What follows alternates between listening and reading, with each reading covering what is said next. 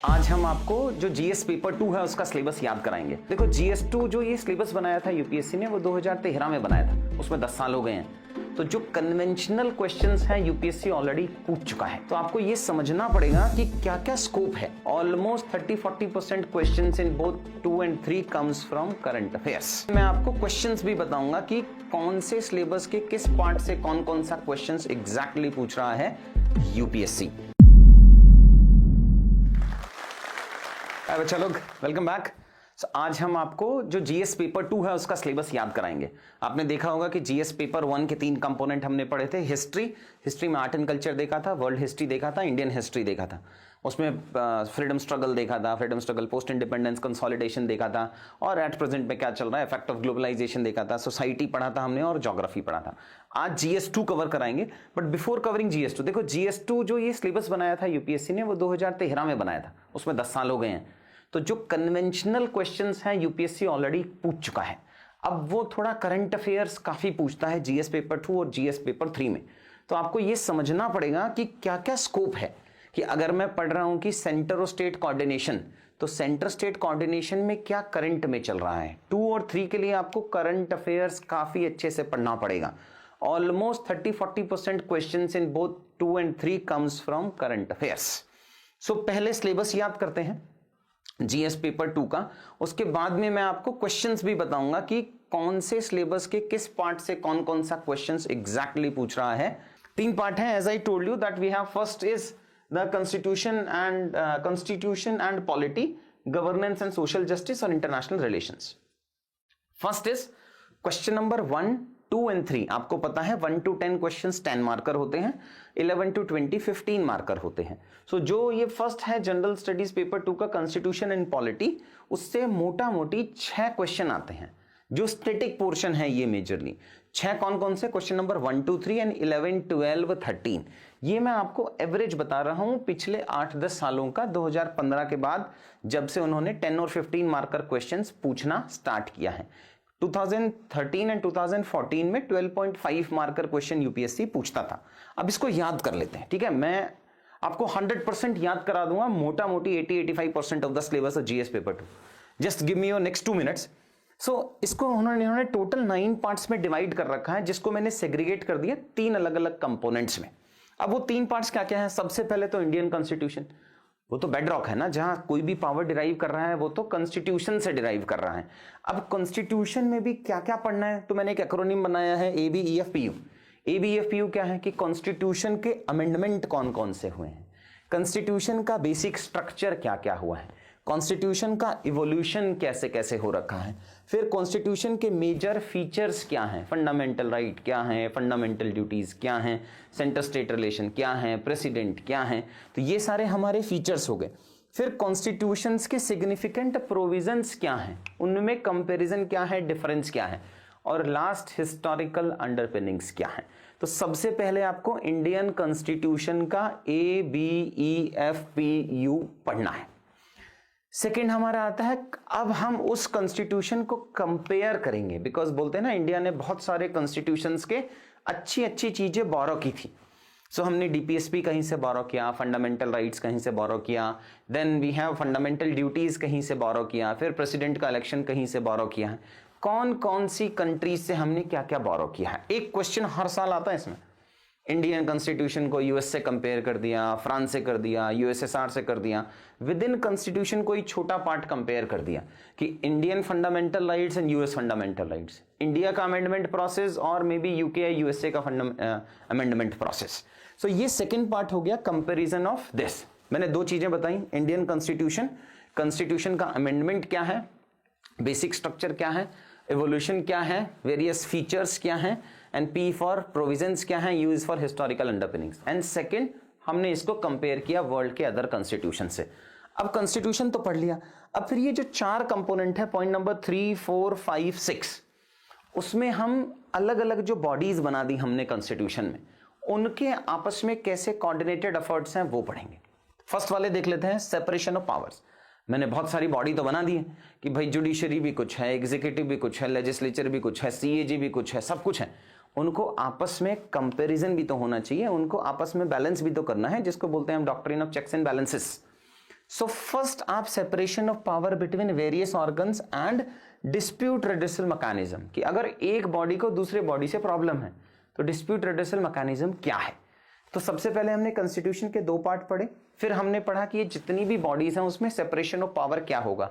आपने शायद कॉन्स्टिट्यूशन का 7th शेड्यूल पढ़ा होगा, 11th पढ़ा होगा, 12th पढ़ा होगा, जिसमें हमने अलग अलग लिस्ट बना रखी है कि भाई ये कंकरेंट लिस्ट है, ये सेंट्रल लिस्ट है, ये स्टेट लिस्ट है, ये पंचायती राज की लिस्ट है, ये म्यूनिसिपैलिटी की लिस्ट है। सो ये फर्स्ट पार्ट हो गया हमारा सेपरेशन ऑफ पावर। अब हमें पता है कि जितने भी मेजर इंस्टीट्यूशंस हैं उसमें से हमने एक हायरार्किकल स्ट्रक्चर बना रखा है यूनियन, गवर्नमेंट और स्टेट का। तो नेक्स्ट हमारा पॉइंट है functions and responsibilities of union and state. आपस में दोनों में क्या इशू है, फेडरल स्ट्रक्चर में कहां गड़बड़ चल रही है, कहां अच्छा चल रहा है, devolution of powers from centre to state, जो कंकरेंट लिस्ट में भी आता है, स्टेट लिस्ट में भी आता है, कौन उसको अमेंड कर सकता है, and finances up to local bodies. आपने सुना होगा फाइनेंस कमीशन पैसा देता है लोकल बॉडीज को, लोकल बॉडीज खुद से टैक्सेस लगाते हैं, कितना लगाते हैं, कितना पैसा स्पेंड कर सकते हैं। एक कंसेप्ट होता है प्रिंसिपल ऑफ सब्सिडियरिटी, वो क्या होता है, केरला मॉडल ऑफ डेवलपमेंट आपने सुना होगा, गुजरात मॉडल सुना होगा। सो केरला मॉडल में क्या यूनिक है कि पंचायती राज इंस्टीट्यूशंस बहुत एम्पावर्ड हैं। सो ये नेक्स्ट पॉइंट आता है functions and responsibilities of union and state. अब देखो यूनियन एंड स्टेट जैसे ही आता है तो यूनियन में जो सबसे ज्यादा लॉ बना सकते हैं वो होता है पार्लियामेंट, और दूसरा होता है स्टेट लेजिस्लेचर। दोनों अलग तरीके से काम नहीं कर सकते। सो जो थर्ड पॉइंट है मेरा वो यही है जो सिलेबस में लिखा है कि पार्लियामेंट एंड स्टेट लेजिस्लेचर का स्ट्रक्चर क्या होगा, कि लोकसभा और लेजिस्लेटिव असेंबली सेम से लगते हैं, नहीं लगते हैं, किसकी ज्यादा पावर है, कम पावर है, फिर फंक्शनिंग कैसे होंगी, फिर कंडक्ट ऑफ बिजनेस क्या है, पावर्स एंड प्रिविलेजेस क्या हैं, and issues arising out of these. आपने अभी भी सुना होगा यूपी के अंदर लेजिस्लेटिव असेंबली ने कोर्ट में कन्वर्ट कर लिया अपने आप को और एक डीएम को उन्होंने सस्पेंड कर दिया। सो ये सारी पावर्स कहीं लिखी होंगी, ये सब कॉन्स्टिट्यूशन में ही लिखी हैं कि पार्लियामेंट देखो और स्टेट लेवल के लेजिस्लेशंस देखो। आपने सुना होगा ना 3 पिलर हैं इंडियन कॉन्स्टिट्यूशन के, लेजिस्लेचर्स हैं, एग्जीक्यूटिव है और जुडिशरी है। जिसमें लेजिस्लेचर है वो लॉ बनाता है, एग्जीक्यूटिव है वो इंप्लीमेंट करता है, और जुडिशरी देखता है कि लॉ बनाया वो अच्छा भी है कि नहीं है। सो ये थर्ड पार्ट हमने पढ़ा, इसमें पार्लियामेंट एंड स्टेट लेजिस्लेचर का कंपैरिजन है।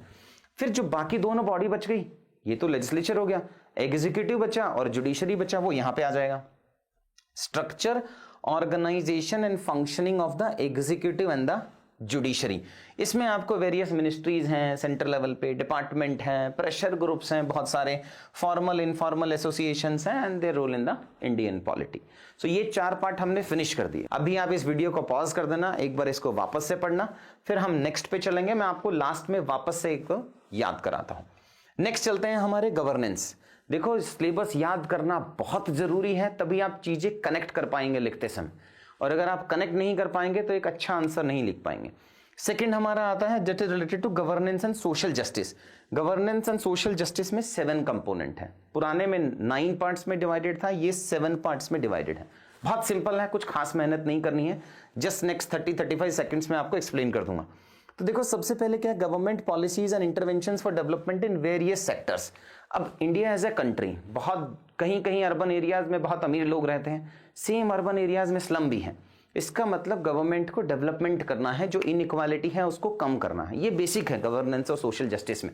इसीलिए गवर्नमेंट कुछ अफर्मेटिव एक्शंस लेके आता है, पॉजिटिव हेल्प करता है लोगों की, कि जो गरीब है उसको पीएम कल्याण योजना में आप राशन दे रहे हो, अमीर को नहीं दोगे, एमजी नरेगा जैसी जॉब्स प्रोवाइड करा रहे हो, रिजर्वेशंस दे रहे हो आप उसको, इकोनॉमिक वीकर सेक्शन को रिजर्वेशन दे रहे हो, कास्ट बेस्ड रिजर्वेशन दे रहे हो। ये सब ही है background for governance and social justice.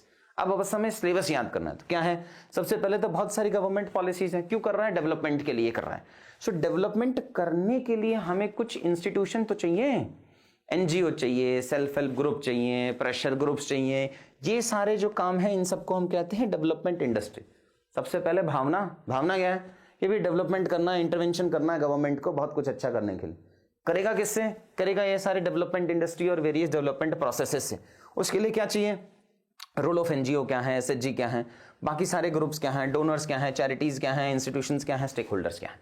ये 2 पार्ट फिनिश हो गया। फिर नेक्स्ट क्या हुआ कि ये तो इंडस्ट्री आ गई कि कौन कौन जाके डेवलपमेंट करेगा।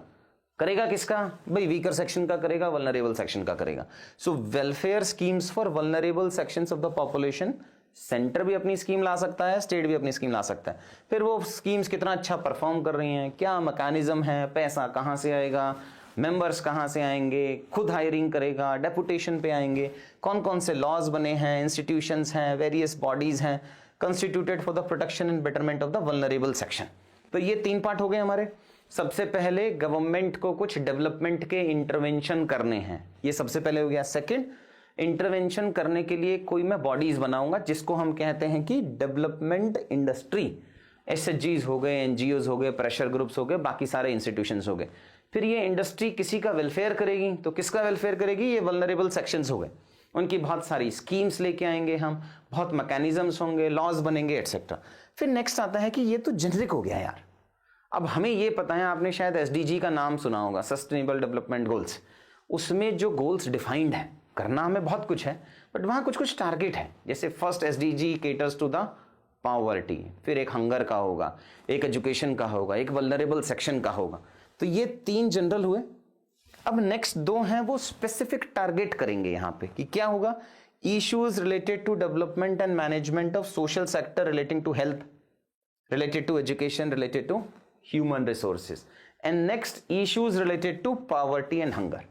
हमें डायरेक्टली इनको हिट करना पड़ेगा, इसीलिए वो सिलेबस में अलग से उन्होंने मेंशन किया है, ताकि एज ए ब्यूरोक्रेट आप सेंसिटाइज हो जाएं इन सारे इश्यूज से। आपको ज्यादा पढ़ना चाहिए इन टॉपिक्स को, बिकॉज ये ही इंडिया की प्रॉब्लम है। आपने सुना होगा इंडिया वर्सेस भारत, वो जो गैप है ना, उस गैप को फिल करना पड़ेगा। और वो गैप कैसे फिल होगा कि जो भारत के पास अपॉर्चुनिटीज हैं, एस्पिरेशंस हैं, बहुत सारे जोश के जो व्यूवर्स हैं वो सारे रूरल एरिया से आते होंगे, सोच बड़ी है, बट वो जो एस्पिरेशंस और जो एक्चुअल अचीवमेंट है, उसको जो गैप जो फिल करने का खेल है ना, वो तभी होगा जब डायरेक्ट हिटिंग होगा फ्रॉम द गवर्नमेंट हेल्प। इसीलिए गवर्नमेंट स्कॉलरशिप देता है, इसीलिए गवर्नमेंट खुद से इंस्टीट्यूशंस चला के कम फीस में पढ़ाता है, नहीं तो प्राइवेट इंस्टीट्यूशंस है ना आपको पढ़ाने के लिए।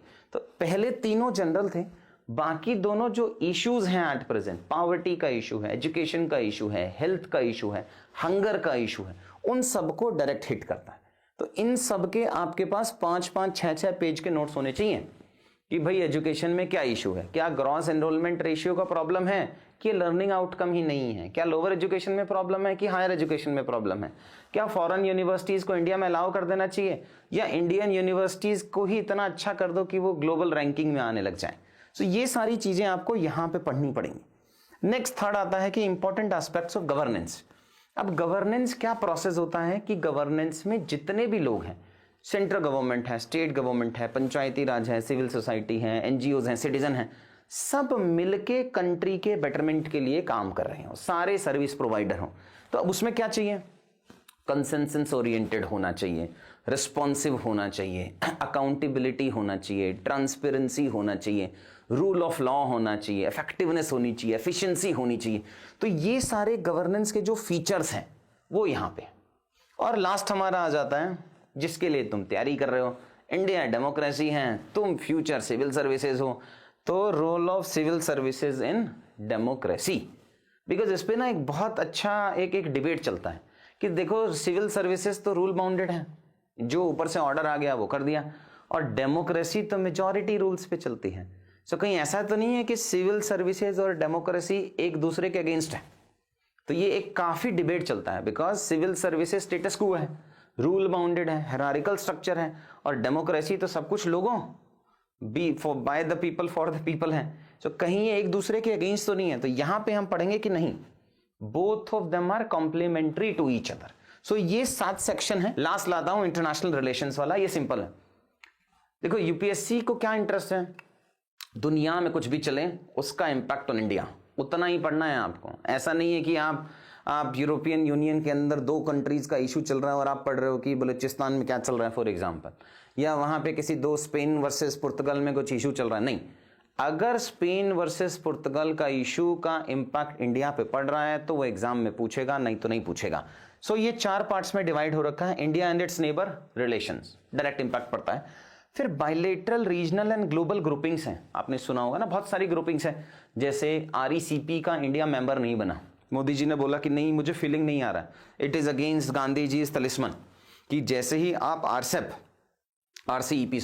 जैसे ही आप आरसेप साइन करोगे बहुत सारा इंपोर्ट होना स्टार्ट हो जाएगा।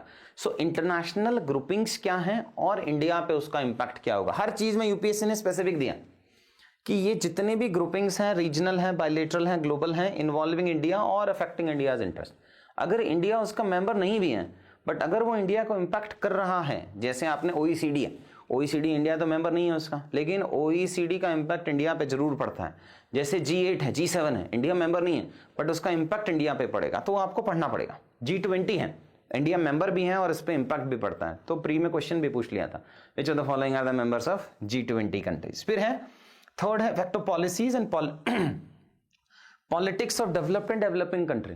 अब यूएस की कोई पॉलिसी आई, अगर इंडिया पे इंपैक्ट डालनी है तो पढ़ना ही पड़ेगा अपने को। अगर यूके की कोई policy I, China policy I, Russia policy I, so effect of policies and politics of developing countries on India's interest and Indian diaspora. जो इंडियन डायस्पोरा 1.7 1.8 करोड़ जो बाहर रह रहे हैं उस पे कोई इंपैक्ट। और लास्ट है important international institutions, agencies and all and there structure and mandate, कि भाई यूएनएससी क्या है, यूएन क्या है, जनरल असेंबली क्या है, तो वो सब और उसके मैंडेट क्या है। तो आईआर सिंपल है, 4 क्वेश्चन आएंगे, question number 9, question number 10, 19 and 20, सिर्फ 4 क्वेश्चंस, 2 15 मार्कर 30, सो 50 मार्क्स का वेटेज है इंटरनेशनल रिलेशंस का, याद कराते हैं। As I told you, GS paper 2 divided into 3 parts: constitution, polity, governance, social justice, international relations. First part है constitution and the polity वाला part divided into 9 sections. ये 9 में है। अगले वाला गवर्नेंस एंड सोशल जस्टिस 7 में है और इंटरनेशनल रिलेशंस वाला 4 में है। जल्दी जल्दी पढ़ा दिया, पढ़ना तो पड़ेगा ही। चलो फिर नेक्स्ट जीएस पेपर 3 में मिलते हैं आपको। थैंक्स। इंडिया के लाखों बच्चे यूपीएससी का एग्जाम देते हैं और लाखों बच्चों की बहुत सारी मुश्किलें होती हैं। किसी को फाइनेंशियल प्रॉब्लम है, अफोर्डेबल नहीं कर सकता, किसी को अच्छी डायरेक्शन नहीं है, कोई बच्चा 4 अटेम्प्ट में पास नहीं कर पा रहा है, कोई 5 अटेम्प्ट में नहीं कर पा रहा है, कोई एग्जाम का फॉर्म ही फिल नहीं कर पा रहा है बिकॉज उसके पास वो फाइनेंशियल नहीं है। अब ये जो मुश्किलें हैं उसको कम करने के लिए जोश ने मुझे रिक्वेस्ट किया कि जो भी जोश की फैमिली है अगर मैं उसको कोई स्कॉलरशिप दे पाऊँ। सो मैंने डिसाइड किया है कि जो भी सीरियस बच्चे हैं, जो सीरियस जोश फैमिली के एस्पिरेंट्स हैं, उनको मैं स्कॉलरशिप प्रोवाइड कराऊंगा, एक अफोर्डेबल एजुकेशन प्रोवाइड कराऊंगा। सो नीचे कमेंट्स और डिस्क्रिप्शन में हमने गूगल फॉर्म दिया है, उसको अच्छे से भरो। उसमें से जो भी सीरियस कैंडिडेट हमें लगेंगे हम उसको अफोर्डेबल एजुकेशन प्रोवाइड कराएंगे और मैं पर्सनली इंश्योर करूंगा कि वो जो एजुकेशन हो उससे क्वालिटी में कुछ कॉम्प्रोमाइज़ ना हो। बिकॉज यूजुअली होता है कि अगर हम स्कॉलरशिप देते हैं, अगर हम अफोर्डेबिलिटी पे जाते हैं तो कहीं क्वालिटी कॉम्प्रोमाइज़ हो जाती है। सो यहाँ आपको क्वालिटी एंड अफोर्डेबिलिटी दोनों अवेलेबल होगी।